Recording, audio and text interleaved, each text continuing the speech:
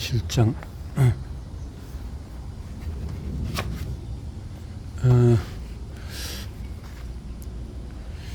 네트워크의 진정한 힘을 발휘한다. 네트워크의 가치는 네트워크를 사용하는 사람의 수위에 비례한다. 나는 1974년에 제럭스 사이의 하와이 지사에 근무했다. 나는 당시에 전화옥사기라는 제품의 판매 부진으로 상당히 고전하고 있었다. 판매에 어려움을 겪었던 이유는 그 기계가 사람들에게 잘 알려지지 않은 신상품이었기 때문이다. 내가 제품 설명을 하면 사람들이 이렇게 물었다. 글쎄요, 이 제품을 사용하고 있는 사람이 또 있나요? 다시 말해서 다른 사람이 전화복사기를 갖고 있지 않다면, 즉 전화복사기들의 네트워크가 형성되지 않다면 그 기계는 효용성이 없는 거의 무용지물이라는 것이다. 요즘은 이 기계를 팩시밀리라고 부른다. 하지만 점차 전화복사기를 사용하는 사람들이 늘어나자 이 새로운 기계의 가치는 상승했고 판매 또한 훨씬 수월해졌다. 나는 10년 동안에 이 기계를 파는데 온갖 노력을 기울였다. 지금 팩시밀리가 어느 사무실이나 꼭 한 대씩은 갖춰져 있어야 할 사무 필수품이 되었다. 전화복사기, 특히 팩시밀리는 네트워크를 형성하자 비로소 그 가치를 인정받았다. 메칼프의 법칙. 로버트 메칼프는 이더넷 창시자 가운데 한 명이다. 또한 최근에는 휴대용 단열기 PDA 팜 파일럿을 생산하는 삼컴을 설립했으며, 메칼프의 법칙. 네트워크의 가치는 그 네트워크를 사용하는 사람의 제곱에 비례해야 한다. 좀 더 쉽게 접근해보자. 만약에 전화기가 한 대 있다면 그것의 경제적인 가치는 전혀 없다.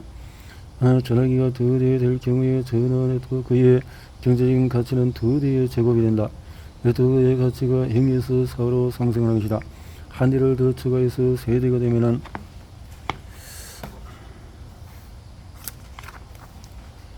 네트워크의 가치는 이제 9가 된다. 이와 같이 네트워크의 경제적인 가치는 산술적이 아니라 기하급수적으로 상승함을 알 수 있다. 구경제, 신경제. 메칼프의 법칙이 지닌 하원은 구경제 비즈니스와 신경제 비즈니스를 비교해서 보면 뚜렷하게 드러난다. AOL은 수백만의 사업체와 사람들의 네트워크를 형성하는 신경제 시스템의 기업이다. 이 회사는 방대한 네트워크를 갖고 있기 때문에 주식시장에서 여타 구경제 시스템의 기업들에 비해서 몰등한 높은 가치를 준다. 또 그렇기 때문에 타이완과 같이 오래된 안정된 하지만 구경제 시스템에 얽매여 있는 기업을 인수할 수 있었던 것이다.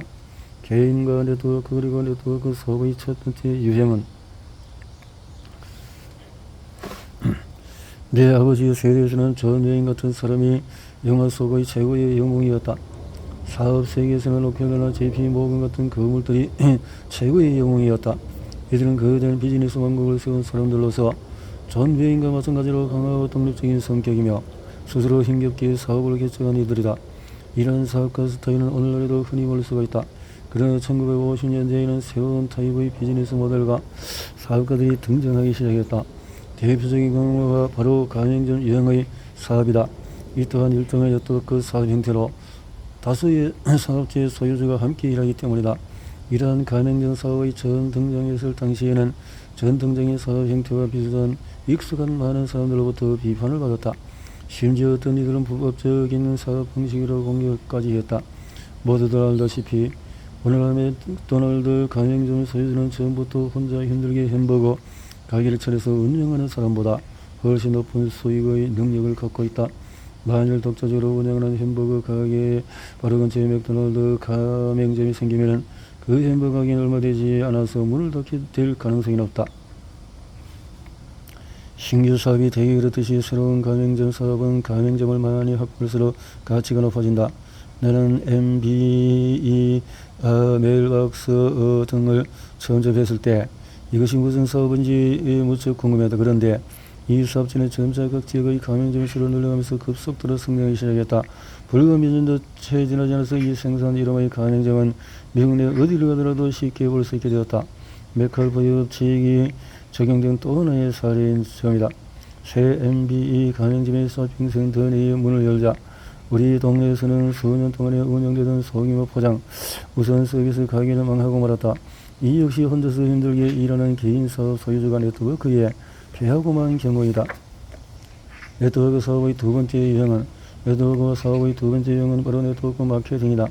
이는 가맹점들의 네트워크가 아니라 가맹점화한 개인들의 네트워크다. 이 두 번째 유형의 네트워크 사업은 처음 등장했을 당시에 많은 비판을 받았으며 지금도 일부에서는 이 사업을 곱지 않은 시선으로 바라보고 있는 것이 사실이다. 그러나 이 사업은 전통적인 기업들의 전유물이었던 여타의 분야로 자신의 영향을 넓히며 꾸준히 성장하고 있다. 그 이유는 바로 메칼부의 법칙이 말하는 파워를 지니고 있기 때문이다. 메칼부 법칙의 힘을 이용할 기회는 누구에게나 열려있다. 여기서는 네트워크 마케팅이 지닌 또 하나의 매력을 소개하고자 한다. 바로 이 사업이 나와 당신 같은 평범한 사람들도 메칼부의 힘을 가질 수 있게 해준다는 점이다. 단 그 법칙에 순종하는 경우에 한해서 그렇다. 그 법칙에 따라 네트워크 마케팅 회사에 가입하는 것만으로도 일단 첫 테이블을 훌륭히 끊는 셈이다. 하지만 그게 다가 아니다. 가입한 네트워크에서 그 힘을 충분히 활용할 수 있는 것이 아니라는 의미다. 가입만 하는 것은 전화기를 샀는데 전화기를 갖고 오는 사람이 오로지 당신분의 상황과 마찬가지다. 메칼부 법칙의 힘을 최대한 발휘하려면 당신 같은 사람들을 구성한 네트워크를 형성해야 한다. 두 명이 있으면 거기서 발생하는 경제적인 가치는 제곱이 된다. 네트워크의 가치가 0에서 4로 뛰는 것이다. 3명이 되면 다시 가치는 4에서 9로 올라간다. 그리고 당시에 데려온 두 사람이 각각 또 2명씩 더 데려오고 다시 그들이 각각 새로운 사람들을 데려오고 이런 식으로 진행되면 네트워크의 경제적인 가치는 마치 달을 향해 발사되는 로켓처럼 수직 상승한다. 현들이 이러한 결과 경제적인 가치가 차근차근 올라가는 것이 아니라 그와 다른 방식을 통해서 경제적인 가치가 기하급수적으로 증폭되는 것이다. 이것이 바로 네트워크를 형성한 사업이 지닌 파워이자 가치이다. 분명히 스스로 힘들게 하는 일보다도 네트워크를 구축하기 위해서 열심히 노력하는 것이 더 효과적인 방법이다. A에서 B까지 도로를 옮긴다고 가정해보자. 당신 혼자서 옮길 수 있는 도로의 개수와 당신 같은 사람 9명이 옮길 수 있는 도로의 개수를 생각해보라. 후자의 경우에 나머지 8명이 일한 결과에 10%만 가져와도 80%는 아무런 노력도 들이지 않고 얻는 셈이다. 장기적으로 보면 결국 성공한 네트워크 참여자가 의사, 변호사, 회계사 등의 전문직 종사자나 그 외에 직접 힘들게 사업체를 꾸려가는 개인들보다도 훨씬 더 많은 수익을 올린다. 그리고 그 차이점과 파워는 모든 네트워크 마케팅 사업의 핵심 가치를 나타내는 메칼부의 법칙을 통해서 설명이 된다. 네트워크가 열어주는 미래는 독립적인 대기업들 또한 이제는 네트워크를 형성하는 추세로 나아가고 있다. AOL의 타임 문어와 합병한 데는 그럴 만한 이유가 있는 것이다. 오늘날 인터넷은 전 세계 비즈니스를 뒤흔들고 있다. 인터넷은 보다 많은 기업들과 기업이 네트워크를 형성할 수 있게 하며 정보를 실시간으로 주고받을 수 있게 해준다. 8장에서 마음에 품고 있는 가치가 현실을 결정한다. 안정적인 직장을 떠나기를 두려워하는 사람은 운전이 무서워서 집안에서 교통사고와 뉴스만 시청하는 사람과 다를 바가 없습니다. 새로운 사업 구축을 저지르던 강연에서 난 이런 질문을 받았다. 그래서 가치가 중요한 것은 뭡니까? 상당히 중요한 질문이라고 생각하기 때문에 나는 질문에 답하기 위해 기꺼이 시간을 할애했다. 자신이 중요시하는 가치가 결국 현실을 결정하기 때문입니다. 그러자 다른 사람이 이렇게 물었다. 왜 그렇지요? 직업의 안전성의 가치를 다른 사람의 현실은 이 사업면에 있게 됩니다. 그들은 이 사업면에서 세상을 바라보며 자신들을 사업체에 고용되어서 일하는 반면에 어떤 이들은 그런 사업체를 소유하는 그들을 잘 이해하지 못합니다. 많은 사람들이 자신의 핵심 가치가 자신의 삶과 현실을 결정짓는다는 사실을 깨닫지 못한 채 살아갑니다. 이 그룹 사람들은 B그룹 사람들의 핵심 가치를 이해하지 못합니다. 그들에게 가치가 보이지 않기 때문이죠. 각기 다른 사업면의 사람들이 중요시하는 가치는 분명히 다릅니다. 질문을 하는 참석자가 한동안 말없이 앉아있다가 마침내 타고 단숨을 내뱉었다. 나는 말을 이었다. 스스로 힘들게 부지런히 자기 일을 끌어가는 사람들, 한 분야에 뛰어난 전문가가 되고자 노력하는 사람들은 대개 S타입의 현실을 사는 사람들입니다. 그들은 뭔가 제대로 이뤄내려면 스스로 해야 해. 요즘은 성실하고 괜찮은 직원을 구하기 힘들어 일들을 안 하려고 한다니까 라고 얘기합니다. 나는 청정성을 들어보면서 많은 사람들이 자신의 핵심 가치를 나름대로 곰곰이 생각해보고 있다는 것을 알 수 있었다. 만일 자신의 가치관을 바꾸지 않는다면 사분면을 이동하기는 힘들겠거니와 그게 바로 내가 말하는 현실입니다. 나는 살짝 웃으면서 말했다. 적어도 나는 이렇게 이해하고 있습니다. 안정적인 직장을 핵심 가치로 여기는 사람은 자유를 중요시하는 B그룹의 사람이 되기 힘듭니다. 내가 말했듯이 B그룹 사람들은 매우 적게 일하는 편입니다. 그에 의해 사업체를 위해서 일한다는 사람들이 있으니까요. 그룹의 사람 역시 B사분면으로 옮겨가기 힘듭니다. 누구도 자신을 대신해서 완벽하게 해낼 수는 없다고 생각하기 때문이죠. 그래서 중요하게 여기는 핵심 가치가 자신의 현실을 결정한다는 것입니다. 요컨대 직업의 안전성을 중시하는 것, 남들이 자기보다 더 일을 잘 해내리라고 믿지 못하는 것, 이러한 핵심 가치가 자신의 현실을 결정한다는 얘기입니다. 그때 한 젊은 변호사가 손을 들었다. 내 일을 할 수 있는 사람은 나밖에 없다고 생각하기 때문에 결국 스스로 일할 수밖에 없다. 가치가 현실을 결정한다는 의미가 그거로군요. 좋은 예입니다. 사분면의 사람은 자신보다 더 똑똑하고 일을 잘하는 다른 사람들을 찾습니다. 그런 이들을 찾고 나면 자신은 남은 시간을 다른 데 투자할 수 있죠. 반면에 당신과 같은 변호사의 경우에 늘 열심히 일해서 좋은 성과를 올리려고 애씁니다. 그래서 능력을 인정받으면 고객들은 당신을 주변들에서도 소개시켜줍니다. 그런데 문제는 새 고객들이 하나같이 당신만을 원한다는 거죠. 그럼 당신 주가는 올라오고 돈도 많이 벌게 됩니다. 하지만 올릴 수 있는 수익에는 한계가 있습니다. 내가 한 말을 곰곰이 되씹어 보고 있는 듯이 젊은 변호사는 말이 없었다. 시간이란 한정된 자원이기 때문에 S사분면의 변호사로 남아있으면 내 소득 능력 역시 한정된다는 얘기로군요. 만일 B사분면의 변호사가 될 경우에 내 핵심 가치 역시 변해야 하므로 반드시 내가 아닌 다른 사람도 나보다 더 잘할 수 있다고 믿어야 한다는 얘기고요. 제 말을 잘 이해하고 계십니다. 어려운 게 딱 하나 있다면 바로 자신의 핵심 가치라는 문제와 맞붙어 싸우게 된다는 거죠. 그렇지만 다른 이들이 나보다 더 똑똑하고 일을 잘한다면 그들에게 왜 내가 필요합니까? 당신의 핵심 가치를 그대로 나타내는 말이군요. 나는 신고도 쓰면서 대답했다. 당신의 핵심 가치에 힘을 부여하는, 그래서 결국 당신의 현실을 만드는 것이 바로 그런 의심입니다. 당신보다 더 똑똑하고 유능한 사람들에게는 당신이 더 이상 필요하지 않을 거라는 두려움 때문에 당신은 더 뛰어난 능력을 갖기 위해서 계속 노력합니다. 하지만 오히려 그게 당신의 발전을 가로막는 덫입니다. 자신이 누구보다 더 유능한 사람이므로 다른 사람은 아무래도 자신만큼 일을 해낼 것 같지 않아서 신뢰하기 힘들지요. 당신 같은 사람들이 언제나 더 똑똑하고 유능해져야 하는 자기 신만의 좁은 세계에 갇혀 있습니다. 내가 S사분면의 S가 똑똑한 스마트를 의미하기도 한다고 했던 거 기억합니까? 그래서 S사분면에서는 당신처럼 똑똑한 사람이 존재하는 반면에 B사분면에서는 나 같은 바보들이 존재하는 겁니다. 악연을 대 선생님은 내가 바보 같다고 했습니다. 나는 마음먹었죠. 바보 같은 걸 오히려 내 인생의 유리한 점으로 활용하리라고. 당신이 영리함을 활용하듯이 말입니다. 따라서 우리는 서로 다른 사분면에 존재하고 서로 다른 현실을 사는 겁니다. 당신은 B사분면에서 성공을 거두고 있고 나는 S사분면에서 열심히 일만 하고 있는 거래요. 변호사가 웃으면서 말했다.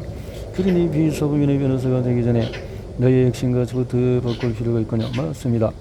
사람들 사이에서 의견 충돌이 있는 경우에 그것은 바로 각자가 지닌 핵심 가치 때문입니다. 사람들은 내게 이런 말을 자주 합니다. 사업은 위험한 모험입니다. 요즘은 정말 믿을 수 있는 유능한 조력자를 찾기가 힘듭니다. 또 내게 이렇게 논박합니다. 아무리 훌륭한 투자를 한다 해도 한 달에 1,000%의 수익을 낼 수는 없을 겁니다. 그와 같이 감정적으로 날카로워서 말을 내뱉는 것은 그 사람이 핵심 가치에 혼란을 느끼기 때문이죠. 그렇기 때문에 사분면 이동에 있어서 가치관이 중요하다는 것입니다. 누군가 사업을 시작하는 것은 위험해라고 말하는 것은 자신의 가치관 때문이군요. 안정을 중시하는 가치관 말입니다. 고개를 끄덕였다. 저도 그런 이들을 숱하게 겪었습니다. 사업을 시작하는 것이 위험하다고 하는 사람들은 항상 있습니다. 그런 사람들에게 직업을 물어보면은 10중 8구 봉급 생활자 혹은 자영업자나 전문직 종사자들이죠. 사업을 시작하거나 모험을 안고 간행하는 투자는 그들의 핵심 가치를 동요시킵니다. 강연장 뒤쪽에서 한 참석자가 손을 들고 물었다. 그럼 사업을 시작하는 것이 위험하지 않다는 말입니까? 실제로 큰 보호를 걸고 시작한 사업이 5년 안에 망하는 경우가 허다하지 않습니까? 그 목소리는 다소 혼란스러워하는 감정이 묻어있었다. 그 역시 당신의 핵심 가치를 드러내는 질문이군요. 실제로 새로 창업한 사람들의 95%는 5년 안에 실패한다고 합니다. 맞습니다. 현실은 그렇습니다. 하지만 내가 여기서 강조하고 싶은 것은 당신은 지금 자신의 핵심 가치를 말하고 있다는 점입니다. 어쨌든 사실은 사실로 인정해야 합니다. 그것을 했다. 나는 이 강의가 사업구 쪽에 가는 것이라 듣고 너 돈을 내고 신청했습니다. 그런데 지금까지 20분 동안에 당신이 떠들고 있는 얘기라고는 고작 핵심같이 현실 어쩌고 하는 것뿐이로군요. 당신이 말씀하신 그 사실을 다시 얘기해 줄 수 있습니까? 나는 그 사람이 더 이상 짜증이 나지 않도록 가능한 한 차원이 부탁했다. 사업면에서 비사업면으로 옮긴 사람들 중에서 95%가 처음 5년 안에 실패한다는 말입니다. 나는 그 실패를 겪지 않을 방법을 알고 싶어서 온 것입니다. 핵심 가치에 대해서 들어온 것이 아니라고요. 나는 크게 한숨을 쉬었다. 나도 그 사실을 부인하진 않습니다. 하지만 당신이 한 가지 놓치고 있는 사실이 있습니다. 바로 5%는 성공한다는 사실입니다. 안정을 중요한 핵심 가치로 여기는 사람들은 대개 그 5%를 눈여겨보지 않고 실패하는 95%만 보는 경향이 있습니다. 그렇다면 그 5%에 속하려면 어떻게 해야 합니까? 조금 전보다는 다소 침착해지는 목소리였다. 핵심 가치를 바꿔야 합니다. 당신은 안전성을 중요시하기 때문에 실패하는 95%밖에 보이지 않는 것입니다. 그게 바로 당신의 현실이죠. 리스크와 실패밖에 보이지 않는 현실 안에 있다는 얘기입니다. 그럼 당신에게 성공한 사람들이 더 잘 보입니까? 그는 다시 따지듯이 물었다. 그렇습니다. 내 눈에는 마이크로소프트의 빌 게이츠와 바디쇼의 창립자 애니타 로디가 보입니다.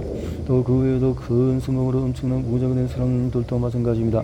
그들의 성과와 부를 보면 95%의 리스크라도 충분히 떠안을 가치가 있다고 생각합니다. 당신이 이미 성공했으니까 그렇게 말하는 거겠죠. 그가 반박했다. 당신은 성공한 5%에 속하니까요.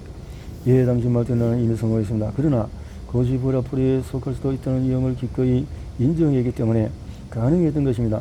부자가 가난한 아파트를 구하셨다면 아내와 내가 3주 동안이나 집 없이 노숙자 생활한 얘기를 일정해 보셨을 겁니다. 실패했기 때문에 그랬던 거죠. 나는 성공하기 전에 2번이나 그 95%에 속했습니다. 그리고 지금 그럴 때가 있고요. 얼마 전에 비사업면에서 있는 몇몇 내 벤처 사업체가 망했습니다.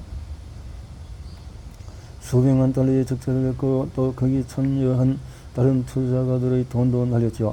하지만 성공한 5% 사람들만이 갖는 시각과 비전은 절대 잃지 않았습니다. 이게 바로 너의 현실이죠. 나는 늘 그 5%의 초점을 둡니다. 그런 비전 때문에 95%의 실패라는 엄청난 신념에 빠지지 않을 수 있었고요. 다시 강조하지만 비사업면에서 성공하는 이들은 95%는 숫자뿐만 아니라 5%는 숫자도 볼 줄 아는 사람들입니다. 안전성만을 중시하는 사람들은 95%는 실패의 확률을 생각하지만 말입니다. 당신은 실패가 두렵지 않나요? 끔찍하게 느껴지지 않습니까? 그 사람 아까보다 다소 진정된 듯이 보였습니다. 다른 사람들보다도 더하면 더 짙어하지 않습니다. 나 역시 실패가 끔찍하게 싫습니다. 그래서 그 감정을 앞으로 전진하기 위한 원동력으로 삼는 것입니다. 처음에 두 번째이나 사업 실패를 겪은 후에 한동안 죽고 싶을 만큼 큰 절망이 빠졌습니다.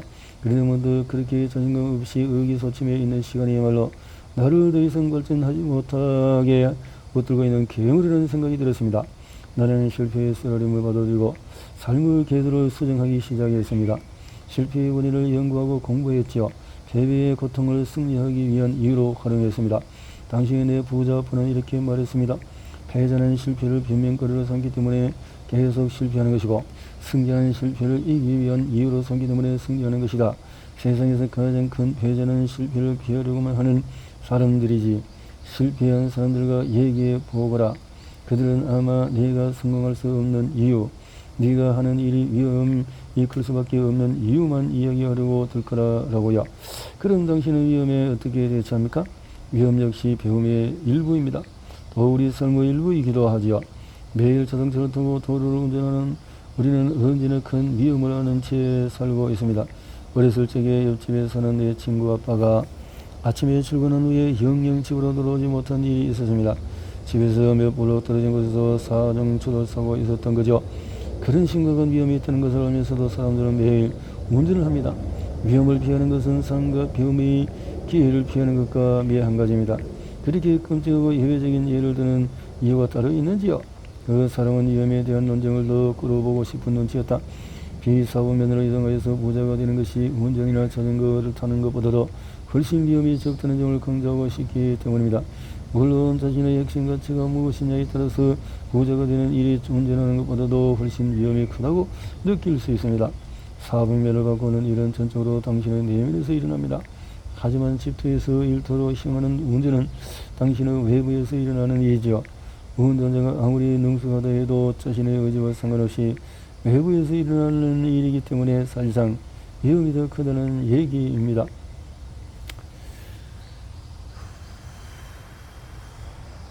당신의 핵심가치 이면에 존재하는 것은 강의는 거의 끝나가고 있었다.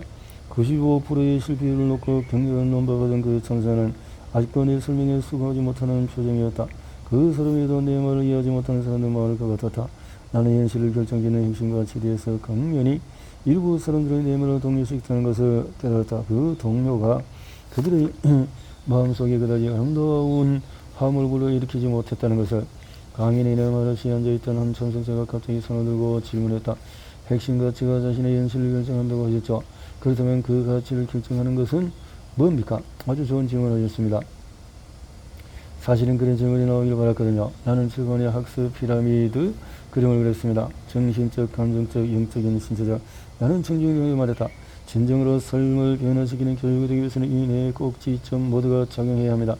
예를 들면은 몸을 움직여서 신체적으로 자동차를 누르지 않고는 절대 운전을 할 수 없죠. 운전을 배우는 것이 사분면 이동법을 배우는 것과 유사합니까? 네, 크게 다르지 않습니다. 이제 각기 다른 핵심 가치의 이면에는 어떤 차이가 있는지 설명해 드리겠습니다. 가령 자동차 운전을 겁내는 사람이 있다고 합시다. 어떤 가치가 그런 두려움을 할까요? 정신적으로 어떤 생각을 하고 또 신체적으로 어떻게 행동할까요? 참석자들은 한동안 생각이 잠겼다. 마침내 한 사람이 말했다. 내가 만일 정말로 운전을 두려워한다면 밖에 나가지 않고 집안에만 있고 싶어 할 겁니다. 운전은 위험한 것이라고 생각하기 때문에 저녁 6시에 나오는 교통사고 소식에 귀 기울여서 들을 테고 그런 뉴스를 보면서 집안에 있길 잘했다고 자위를 하겠지요. 감사합니다. 매우 훌륭한 예를 드리셨군요. 나는 참석자들 전체를 보며 이렇게 물었다. 자, 그런 식으로 삶을 살고 싶으신 분이 계십니까? 아무도 손을 드는 사람 없었다. 질문 하나 더 하죠. 나는 미소를 띠며 말했다. 위험하긴 하지만 운전을 좋아하는 분이 있습니까? 정정성 여기저기서 손을 사람하다. 몇 해 해변을 따라 길게 나있는 구불구불 하고 텅 빈 도로를 달리거나 아름다운 산맥을 차로 달리면서 한껏 흥분되고 영적인 느낌에 가까운 감동을 느껴본 분들이 있습니까? 이번에도 상당히 많은 사람이 손을 들었다. 그 가운데 한 젊은 여성이 일어나서 말했다.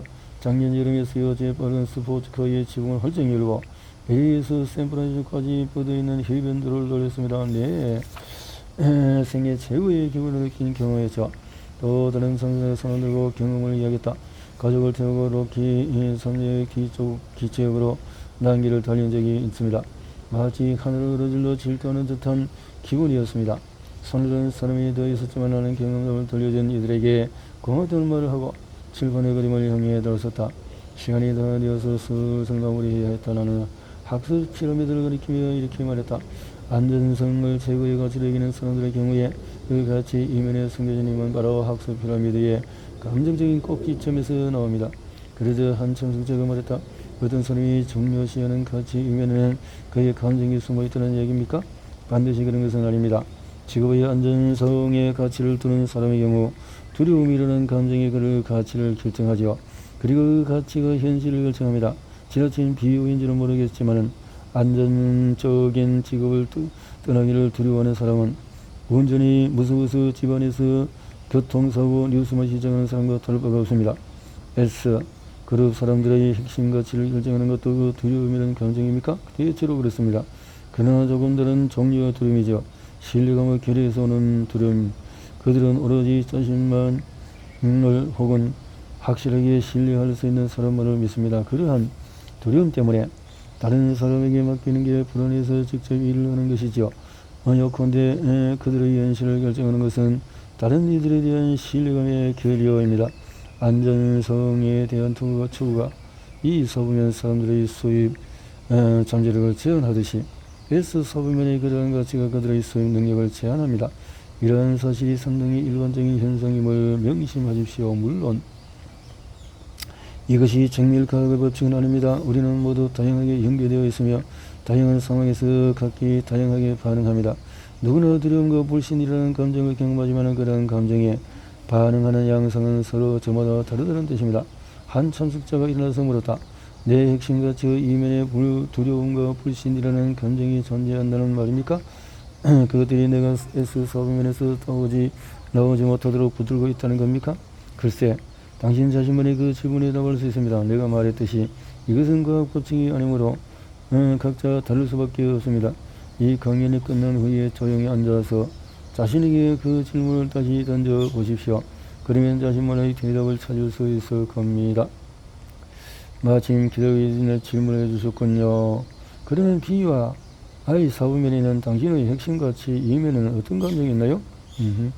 자, 여기에 대해서 내가 이 강연에서 하고 했던 말은 모두 다 하게 되는 것입니다. 그 다음에 자신과의 가치에 대해서 생각해 보는 것은 전적으로 여러분 몫이고요. 그럼 이제 그 답을 해 주시겠습니까? 15분 전부터 강연장을 나갈 준비를 하고 있던 한 참석자가 있었다. 그는 소리만 바로 옆에 서 있었는데 대답을 듣기 전에 강연장을 나가지 못하겠다는 표정이었다. 사후면의 내 핵심 가치를 형성하는 힘은 학습 피라미드의 감정적인 꼭지점에서 나오지 않습니다. 그것은 바로 영적인 꼭지점에서 나옵니다. 영적인 꼭지점이요? 그게 어떻게 가능합니까? 감정적인 꼭지점과 영적인 꼭지점은 서로 다른 쪽에 위치하기 때문입니다. 예를 들어서 나는 직업의 안전성에 대신에 자유를 추구합니다. 자유는 영적인 측면과 관계 깊은 개념인 반면에 안정성은 감정적인 측면과 관계됩니다. S그룹 사람들을 S4부면에 가둬두는 것은 남을 신뢰하지 못하는 데서 오는 두려움입니다. 그러한 두려움이 그들의 현실을 결정짓고요. 다른 사람을 믿고 기꺼이 그들의 도움을 받는 것, 그것은 영적인 사고입니다. 두려움은 사람을 가두지만 신뢰는 자유로 이끌지요. 그 말은 듣고 사람들이 조용해졌다. 떠날 채비를 하고 있던 그 참석자는 자기 자리로 들어가 앉았다. 그때 내 설명에 가장 회의적인 반응을 보였던 참석자가 말을 꺼냈다. 여러 번의 사업 실패를 겪는 동안에 당신을 지탱해 준 것은 자유에 대한 비전과 자신 및 다른 이들에 대한 신뢰였겠군요. 그렇습니다. 하지만 나와 타인에 대한 신뢰를 넘어서 나는 사람들이 말하는 신에 대해서 커다란 믿음을 갖고 있습니다. 물론 나는 매우 신앙심이 돈독한 사람은 아닙니다. 하지만 나는 분명히 신, 그러니까 내 이해와 영역을 뛰어넘는 어떤 절대자가 존재한다는 것을 믿습니다.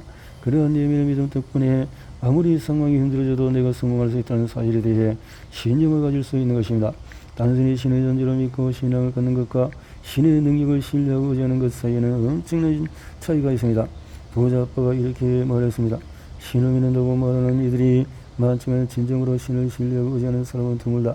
만일 신을 참되게 믿고 모든 것을 맡긴다면 그들의 마음에서 두려움은 사라지고 자신감과 신뢰감이 가득할 것이다. 결국 내가 사후면을 옮길 수 있었던 것은 신에 대한 전능한 절대자에 대한 굳은 신뢰 때문이랍니다. 그래서 사업 실패를 겪으면서 절대 신념을 잃지 않았거든요. 가장 회의적이었던 참석자가 말했다. 나는 의외를 거두겠다. 그리고 잠시 생각을 정리한 후에 부자 아빠가 내게 해주었던 얘기로 강연을 마무리했다. 부자 아빠는 내게 이렇게 말했습니다. 비전과 신념은 떼려야 뗄 수 없는 관계란다. 더 밝게 빛나는 더 나은 미래에 대한 비전을 가지려면 반드시 신념을 지녀야 하니까요. 네가 가진 신념이 흔들리면 비전도 흔들릴 수밖에 없다. 그리고 비전과 신념이 약해지면 내 미래는 오늘보다 한 발짝도 더 나아지지 않을 것이다. 라고요. 나는 강연장을 나오면서 사람들에게 감사의 인사를 했다. 대부분이 자리를 뜨지 않고 자리에 앉아 있었다. 나는 들어서서 이렇게 말했다. 마지막으로 내가 두 번째 사업을 실패했을 때 부자 아빠가 해준 얘기를 여러분에게 남기겠습니다. 내가 마음에 품고 있는 가치가 내 현실을 결정짓는다는 사실을 명심해라. 또 가치를 결정하는 힘으로 두려움을 택할 것인지 신념을 택할 것이냐는 전적으로 내게 달렸다는 것도 신뢰 하는 것도 있었군요.